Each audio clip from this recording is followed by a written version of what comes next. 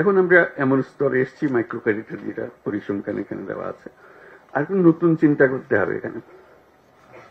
Micro credit bank স্থাপন, এটা এখন এনজিও, কাজে এনজিও থেকে উত্তরণ হইতে হবে। এনজিও পর্যায়ে রয়ে গেলে এটা ঠিক আবার ওই ব্যাংকিং মেজাজে আসবে না। মেজাজে আসতে হলে তাকে ব্যাংক হতে হবে। এই মাইক্রো ক্রেডিট ব্যাংক নামে একটা আইন করতে হবে। এটা আইনের কথা আভাসিক নীতি আমরা পাচ্ছি এখানে। এটা পরিষ্কারভাবে এটা নতুন একটা ব্যাংক হতে হবে, নতুন আইনে। সেটা regulatory authority, micro credit regulatory authority হতে পারে, ভিন্ন অথরিটি হতে পারে, কিন্তু we need a separate banking law. যেখানে এখন যেটা পরিসংখ্যানে দেখছেন, তারা সদস্যদের সঞ্চয় নিতে পারে, বাইরের কারোর ডিপোজিট নিতে পারে না। এটা একটা তার সীমাবদ্ধতা। ফলে সীমাবদ্ধতার ফলে তাকে ওপরের কাছে হাত পাততে হয়, দায়বদ্ধ হতে হয়।